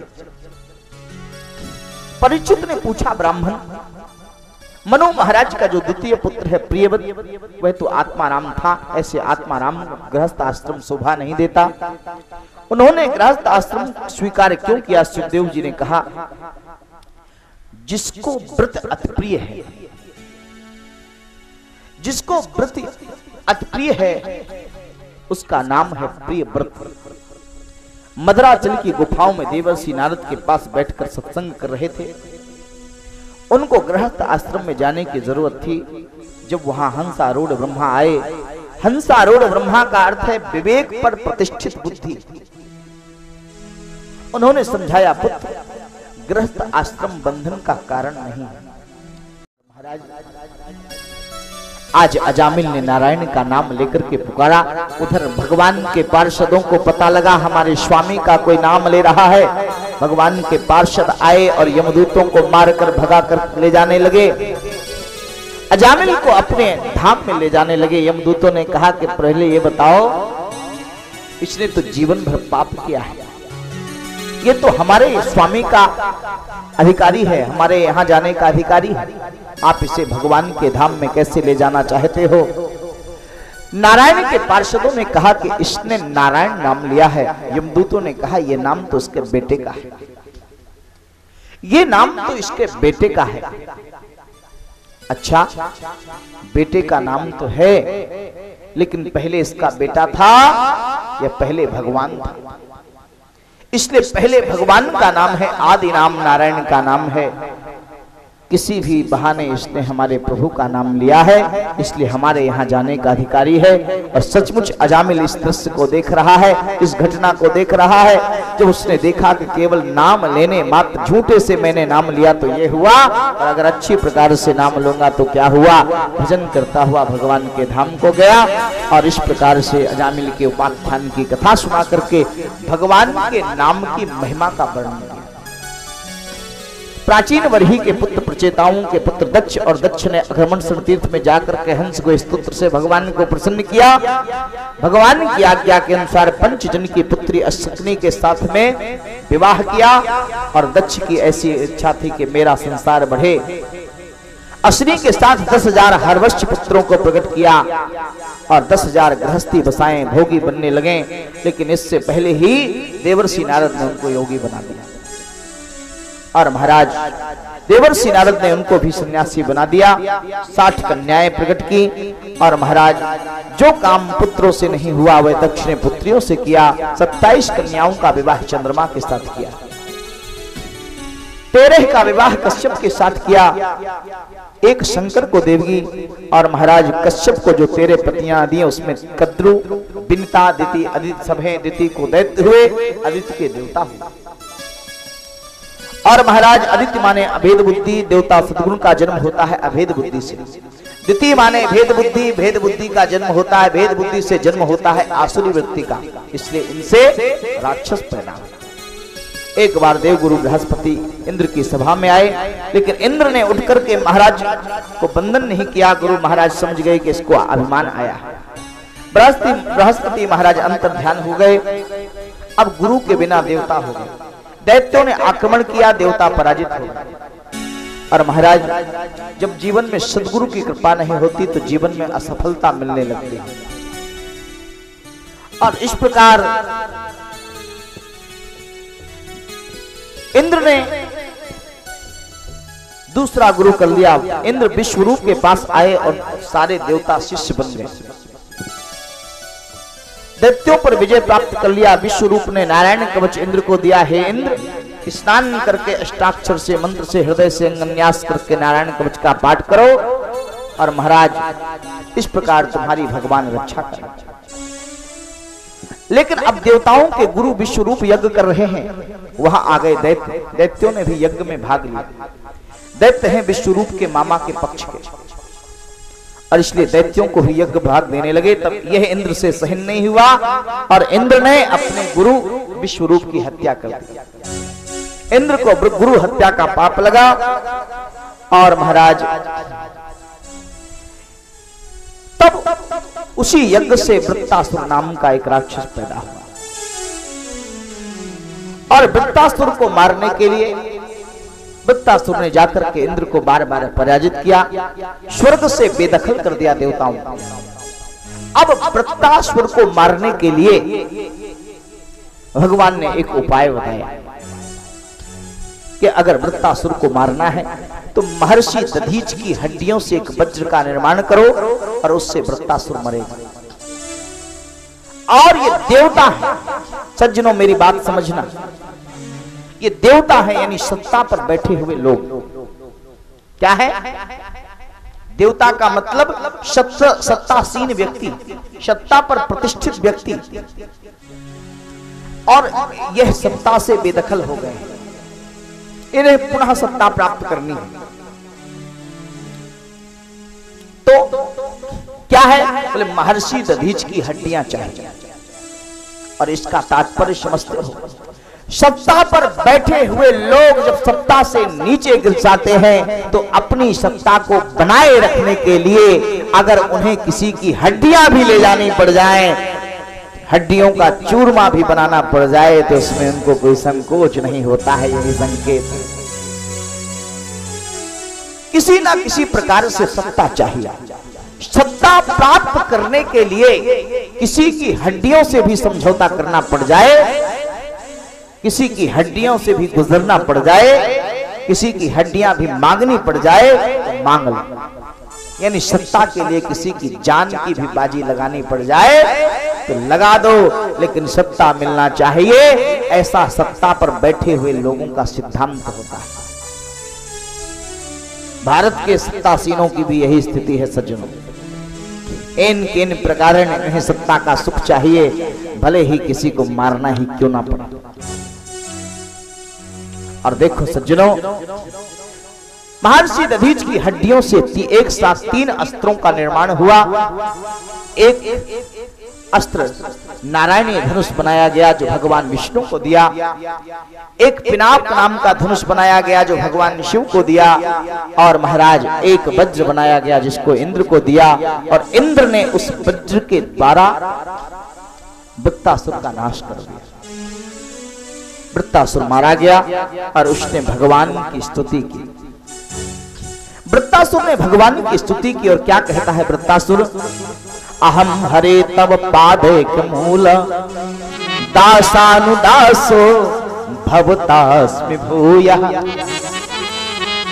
मनः स्मरेता सुपतेर्गुणास्ते गुणीत वाक् कर्म करोतु कायः। मैं आपका दासानुदास बनूं, मेरे कान आपकी कथा का श्रवण करें, मेरा सदा मन आपका स्मरण करे, मेरी आंखें आपका दर्शन करें, मेरी इंद्रियां सिर्फ आप में ही लगी रहें। ऐसे वृत्तासुर ने स्तुति की। और महाराज वृत्तासुर द्वितीय श्लोक में कहते हैं, श्रीमद् भागवत के 6वें स्कंध के 11वें अध्याय के 25वें श्लोक में कहा है वृत्तासुर ने, सज्जनों क्या कहा? न नाक पृष्ठम न च पारमेष्ठ्यम न सार्वभौमम न रसाधिपत्यम न योग सिद्धिर पुनर्भवम वा समंजसस्त्वा बिरहय्य कांक्षे। न राज्य चाहिए, न योग सिद्धि चाहिए, मुझे मोक्ष भी नहीं चाहिए। क्या चाहिए? बोले मुझे तो सिर्फ भगवान आपका नाम, आपका स्मरण, आपका दर्शन चाहिए। मैं आपके वियोग का ताप मानता हूं। अजात पक्षा इव मातरम खगः अजात पक्षा इव मातरम खगास तन्यम यथा बस तरह क्षुधार्था प्रियम प्रियोय व्युषितम विषण्णा मनोरविंदाच दिदृच्छते त्वाम। क्या चाहिए? बोले हमको तो सिर्फ एक ही बात चाहिए। जैसे एक पक्षी के बच्चे घरौंदे में रहते हैं और उस पक्षी के बच्चे अपनी मां का इंतजार करते हैं, उसी प्रकार से प्रभु मैं भी आपका इंतजार करूंगा। एक बछड़ा जैसे अपनी गाय का, अपनी मां का इंतजार करता है, वैसे ही मैं भी आपके इंतजार में व्याकुल रहूं। और इस प्रकार से वृत्तासुर की कथा को सुनाया है। मुक्ति नहीं मांगी वृत्तासुर ने, मोक्ष नहीं मांगा वृत्तासुर ने, बस प्रभु का स्मरण मांगा है। ये भक्त का लक्षण। मुक्ति मांग लूंगा तो मुक्त हो जाऊंगा, भगवान से मिलना नहीं होगा, वियोग रहेगा तो भगवान की याद आएगी, स्मरण होगा। यही प्रेमी का लक्षण है। और महाराज और वही चित्रकेतु दुष्टा ऋषि के यज्ञ में वृत्तासुर बन के आया था। पूर्व जन्म में यह चित्रकेतु था। इसने भगवान शिव की गोद में माता पार्वती को देख लिया था। इसके मन में गलत धारणा आ गई थी, तो श्राप दे दिया कि जाओ, ये चित्रकेतु नाम का गंधर्व आज वृत्तासुर राक्षस बना है, तुम्हारी दृष्टि खराब है, आसुरी वृत्ति को उत्पन्न हो जाओ। और महाराज इस प्रकार से 50 मरुदगणों की कथा को बताया। और इसके बाद सज्जनों पुंसवन व्रत की कथा को भी बताया। दिति ने इंद्र को मारने वाला पुत्र हो, ऐसा एक व्रत किया है। महर्षि कश्यप ने उस व्रत की विधि बताई है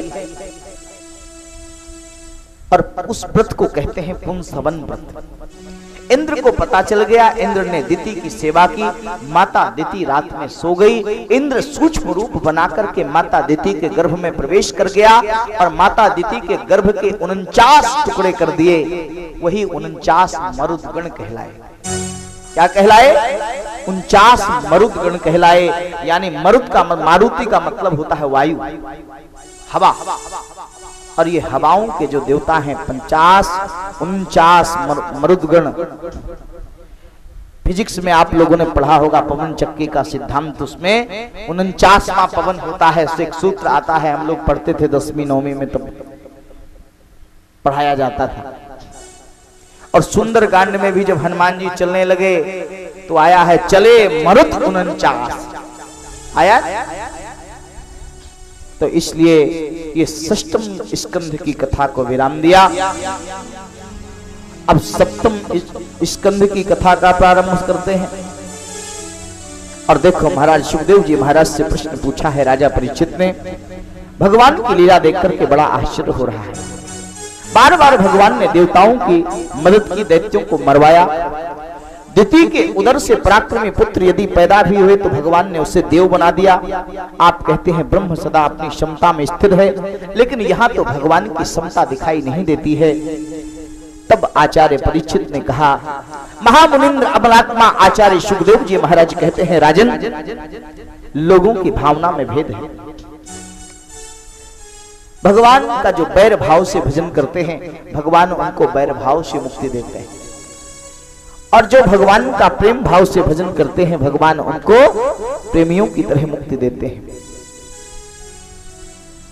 और देखो भाई, भगवान ने हिरण्यकश्यप को मारा और प्रहलाद को बचाया। लेकिन देखो ऐसा क्यों किया? पर हिरण्याक्ष को 12 बनकर के मारा, हिरण्यकश्यप को नरसिंह बनकर के मारा। रावण कुंभकर्ण को भगवान के 4 अवतार हुए। रावण कुंभकर्ण को राम बन के मारा। और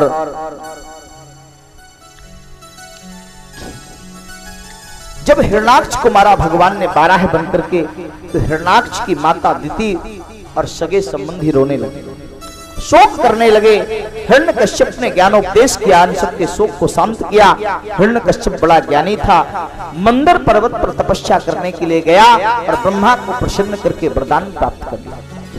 इधर जब हिरण्यकश्यप तपस्या के लिए चला गया, इंद्र ने सोचा कि हिरण्यकश्यप की पत्नी कयाधु है और कयाधु के गर्भ में हिरण्यकश्यप का उत्तराधिकारी पड़ रहा है, तो इसको मार डालो। देवर्षि नारद ने कहा कि इंद्र ऐसा अपराध मत कर। इसके पेट में नारायण का परम भक्त प्रहलाद पड़ रहा है।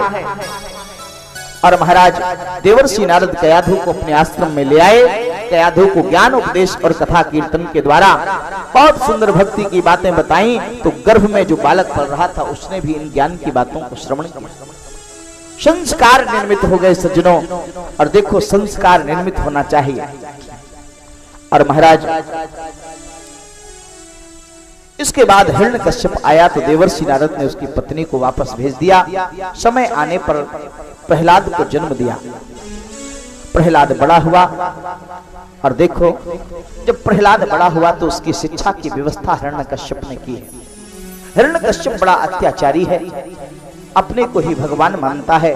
तपस्या के द्वारा जो वरदान प्राप्त किए हैं उससे इतना अभिमान हो गया है कि संतों का अपमान करने लगा है, संतों की हत्या करने लगा है और सारे पुण्य श्रवण यज्ञ आदि बंद करवा दिए। और महाराज प्रहलाद जी को शुक्राचार्य के पुत्र हैं, दैत्यों के गुरु हैं शुक्राचार्य। शुक्राचार्य के पुत्र हैं संड और अमर्क। संड अमर्क का एक यूनिवर्सिटी चलता है, एक विश्वविद्यालय चलता है। उस विद्यालय का नाम है सज्जनों दैत्य दानव विश्वविद्यालय। उस दैत्य दानव विश्वविद्यालय में प्रहलाद जी का एडमिशन करवाया गया। और महाराज शिक्षित होकर के आज पहली बार पिता की गोद में प्रहलाद आकर के बैठे। प्रहलाद से हिरण्यकश्यप ने प्रेम से पूछा कि बेटा क्या पढ़ा है तुमने, क्या पढ़ा है तुमने? प्रहलाद जी ने कहा पिताजी मैंने तो यही सीखा है कि मुक्ति के लिए भागवत धर्म का उपदेश सुनना चाहिए, मुक्ति के लिए हरि का संकीर्तन करना चाहिए। और देखो मुकुंद के चरणार बिंदों का जो आश्रय ग्रहण करता है उसकी मुक्ति हो जाती है। मुकुंद का अर्थ क्या है सज्जनों? मोक्षम ददातीति मुकुंदा, जो मुक्ति को देता है, मोक्ष को देता है, वही मुकुंद है। और देखो भुक्तिम ददातीन मुकुंदा, जो भक्ति मुक्ति को देने वाला है वह भी मुकुंद है। और महाराज इसलिए नास्ति बुद्धि युक्तस्य ना चा युक्तस्य भावना ना चा भावयता शांतिर शांतस्य कुतः सुखम। और महाराज इसलिए मुक्ति की बात बताई।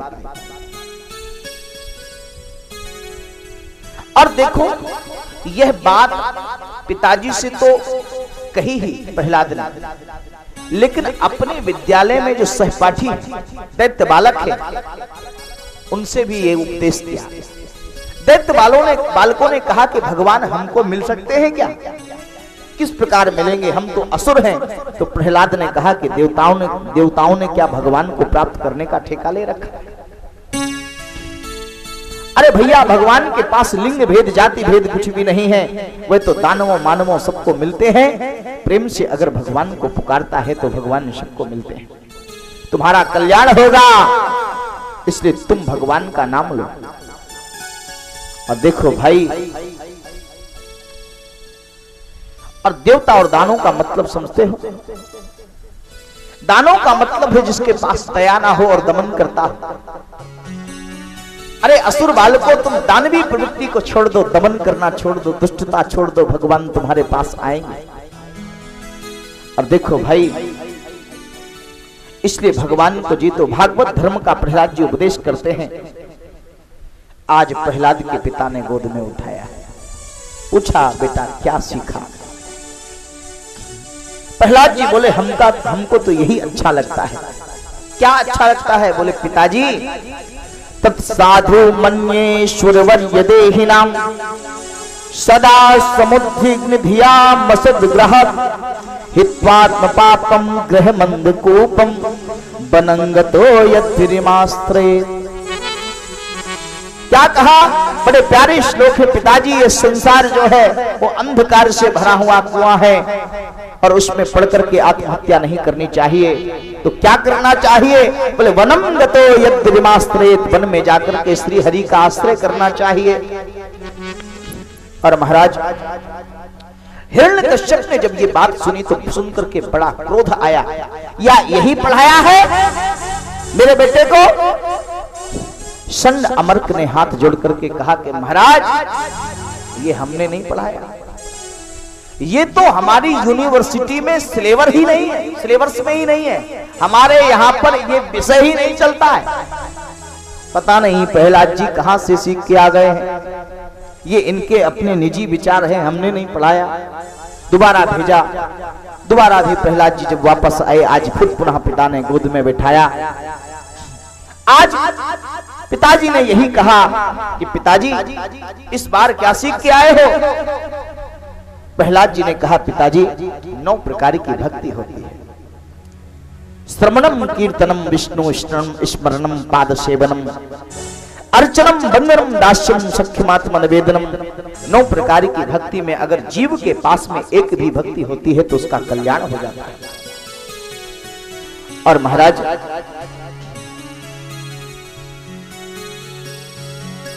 और वह परमात्मा सभी जगह रहता है। कहां रहता है? जले विष्णु स्थले विष्णु विष्णु पर्वत मस्तके ज्वाला माला कुले विष्णु सर्वम विष्णुमयम जगत। कल कल में हिरण्यकश्यप प्रहलाद का तिरस्कार करता हुआ बोला, कहां रहता है विष्णु? बोले जल में, थल में, नभ में, आकाश में, सब जगह कण कण में मेरा विष्णु व्याप्त है। और देखो सज्जनों, प्रहलाद को इससे पहले मारने का बहुत प्रयास किया गया, पहाड़ से गिराया गया, सर्पों से कटवाया गया। और महाराज हिरण्यकश्यप की एक बहन है होलिका। होलिका ने कहा कि ब्रह्मा ने वरदान में मुझे एक ऐसी साड़ी दी है कि उस साड़ी को पहन करके अगर मैं अग्नि में बैठ जाऊंगी तो अग्नि मुझे जलाएगी। प्रहलाद को लेकर के होलिका भी बैठी, होलिका जल गई, प्रहलाद बच गया। ये हरि की कृपा का प्रमाण है। तभी से होली हम लोग मनाने लगे। हो रही है। और महाराज तभी से होलिका दहन प्रारंभ हो गया। आज प्रहलाद का तिरस्कार किया है, गोद से नीचे फेंक दिया है प्रहलाद को हिरण्यकश्यप ने, और कहा कि इस खंबे में भी भगवान है क्या? प्रहलाद ने कहा हाँ। और महाराज क्या हुआ? बोले एक खड्ग म्यान से निकाली हिरण्यकश्यप ने और खंबे में प्रहार कर दिया।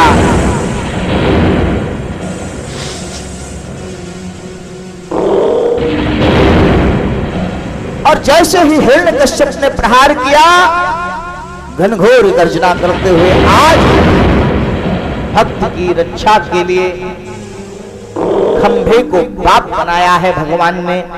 स्तंभ को बाप बना करके भगवान खंभे से प्रकट हो गए। बोलिए नरसिंह भगवान की। नरसिंह भगवान भगवान नरसिंह का प्राकट हुआ। आधा शरीर शेर का है, आधा शरीर मनुष्य का है। हिरण्यकश्यप को पकड़ करके उठा लिया। भगवान नरसिंह ने हिरण्यकश्यप जोर से हंसा। क्यों हंस रहे हो? तुम मुझे नहीं मार सकते। क्यों? मैंने ब्रह्मा को प्रसन्न करके ये वरदान प्राप्त किया है कि ना मैं नीचे मरूंगा, ना आकाश में मरूंगा, ना बाहर मरूंगा, ना भीतर मरूंगा, ना शस्त्र से मरूंगा, ना अस्त्र से मरूंगा, ना जीव से मरूंगा, ना जंतु से मरूंगा, ना मनुष्य से मरूंगा, ना पशु से मरूंगा, ना दैत्य से मरूंगा, ना दानव से मरूंगा, ना दिन में मरूंगा, ना रात में मरूंगा। ब्रह्मा के द्वारा बनाए हुए साल में जो 12 महीने हैं उसमें से किसी में नहीं मरूंगा। ना सवेरे मरूंगा, ना शाम को मरूंगा। भगवान ने कहा मैंने सब खोज लिया, मैं जानता था तू बड़ा चतुर है, और मौत से बचने के लिए तुम कितनी भी चतुराई करो, मौत किसी ना किसी रूप में तुम तक पहुंच ही जाएगी। इस कथा का मतलब ये है, मृत्यु तुम्हारे पास किसी ना किसी रूप में पहुंच जाएगी। और महाराज क्या मतलब है? आज गोद में भगवान ने लिटाया है हिरण्यकश्यप। बोल ब्रह्मा का वरदान याद कर, ना तुझे नीचे मारूंगा, ना ऊपर मारूंगा, देख तू मेरी गोद में, ना मैं तुझे भीतर मारूंगा, ना तुझे बाहर मारूंगा, देख तू इस समय में तेरे को देहली पर बिठाया है मैंने, ना घर के बाहर है तू, ना घर के भीतर है, दरवाजे की देहली पर बिठाया। और देख ब्रह्मा के बनाए हुए 12 महीने में तू नहीं मरेगा, इसलिए मैं तेरे मारने के लिए 13वां महीना बनाया है, जिसे अधिक मास कहते हैं, जो 3 साल में एक बार आता है। और देख तू ना दिन में मरेगा, ना रात को मरेगा। देख इस समय संध्या का समय है, शाम का समय है, ना दिन है ना रात है। ब्रह्मा की बनाई हुई सृष्टि में तू किसी से नहीं मरेगा। भगवान ने कहा देख मुझे ब्रह्मा नहीं बनाता, मैं ब्रह्मा को बनाता हूं। और देखो सज्जनों, भगवान ने कहा कि ब्रह्मा का दिया हुआ वरदान तू याद कर ले, ना मैं तुझे अस्त्र से मारूंगा, ना शस्त्र से मारूंगा। फिर बोले नाखून से फाड़ दूंगा, बोले ना जड़ से मारूंगा, ना चेतन से मारूंगा। ये नाखून ना ही जड़ है सज्जनों, ना ही चेतन है। अगर ये जड़ है तो इनको काटते हैं, तो फिर ये बढ़ते क्यों? अगर ये चैतन्य है तो इनको काटने से दर्द क्यों नहीं होता? इसलिए इन नाखूनों से मारूंगा, ना ये जड़ है ना चेतन है। और महाराज बोले ना मनुष्य से ना पशु से। बोले देख मैं पशु हूं कि मनुष्य हूं? आधा मनुष्य हूं, आधा पशु हूं। और भगवान ने ब्रह्मा के द्वारा बताए हुए एक एक वरदान का स्मरण करवाया, और आज हिरण्यकश्यप के पेट को अपने नाखूनों से फाड़ दिया, विभिन्न कर दिया, चीर दिया, और उसकी अंतड़ियां निकाल करके अपने गले में पहन। हिरण्यकश्यप मारा गया। आज भगवान का बहुत भयंकर स्वरूप है, गर्जना कर रहे हैं प्रभु। देवताओं ने आकर के स्तुति की, एक गर्जना कर देते तो ब्रह्मा जी भी भाग जाते। आज भगवान बहुत क्रोधित है। और महाराज सभी देवताओं ने, ब्रह्मा जी ने कहा लक्ष्मी को आगे करो, शायद पत्नी को देख के शांत हो जाएं। लक्ष्मी को आगे किया, इठलाती हुई लक्ष्मी जी आगे बढ़ी। भगवान ने एक जोर से दहाड़ मारी। लक्ष्मी जी कहने लगी ये हमारे वो नहीं है, ये हो ही नहीं सकते, कभी जिंदगी में ऐसा नहीं कहा किया उन्होंने। और महाराज प्रहलाद को आगे किया। आज जैसे ही प्रहलाद आगे पहुंचे, मेरे प्रभु जीभ से उसको चाटने लगे हैं, क्योंकि नरसिंह बने हैं। दोनों हाथों से उठा करके गोद में बिठा लिया है। गोद में बिठा करके जीभ से चाटने लगे, बेटा मांग तुझे क्या चाहिए। और देखो ये भक्त का भाव है। एक उर्दू के शायर ने एक शेर लिखा है, क्या रहा पर्दा तुझे पर्दा नसी देख लिया। आज छोटे से बालक प्रहलाद को जीभ से चाटते हैं नरसिंह। क्या रहा पर्दा तुझे पर्दा नसी देख लिया, मैंने दर पर्दा तुझे माहे जमी देख लिया।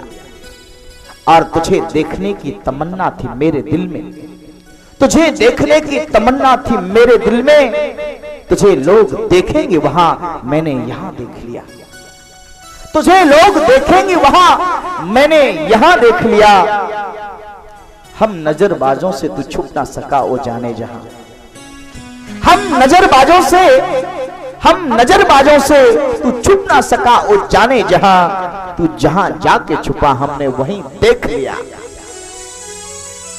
तू जहां जाके छुपा हमने वहीं देख लिया। और आज वहीं पर देख लिया। और महाराज प्रहलाद जी ने कहा मुझे कुछ नहीं चाहिए, मेरे पिता की मुक्ति हो जाए। भगवान ने कहा कि तेरे जैसा पुत्र जिस कुल में उत्पन्न हुआ है उसकी 21 पीढ़ी आगे की, इसकी 21 पीढ़ी पीछे की मुक्त हो जाती हैं। तो चिंता मत कर और राज सिंहासन पर बैठ और मेरी भक्ति कर। इस प्रकार से महाराज प्रहलाद की कथा को महर्षि सुखदेव जी महाराज ने सुनाया। इसके बाद सुखदेव जी महाराज ने 4 वर्ण 4 आश्रम बताए।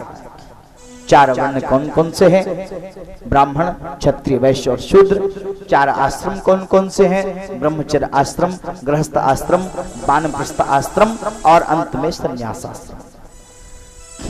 और महाराज इसके बाद अष्टम स्कंद में हम लोग प्रवेश करते हैं। और अब कुछ ही क्षणों के बाद हम लोग भगवान के जन्म उत्सव की कथा में भी सम्मिलित होने जा रहे हैं। इसलिए धैर्य धारण करके आप लोग बैठिए, विराजमान कर हो जाइए और बड़ा आनंद होगा। अष्टम स्कंद भगवान की मनमंत्र लीला है। एक कल्प में 14 मनमंत्र होते हैं। प्रत्येक मनमंत्र में एक मनु होता है और प्रत्येक मनमंत्र के एक इंद्र होते हैं और प्रत्येक मनमंत्र के सप्तऋषि होते हैं। और देखो भाई 6 मनमंत्र बीतने के बाद जब 7वां मनमंत्र चल रहा है जिसमें हम लोग जी रहे हैं और 7वां वैवस्वत मनमंत्र है। सप्त, त्रेता, द्वापर, कली, 4 युग मिलकर के एक चतुर्युग होते हैं। और 4 चतुर्युग के बाद जब समय बीतता है तो एक मनमंत्र कहलाता है। और देखो भाई ऐसे 14 मनमंत्र होते हैं तो एक कल्प होता है।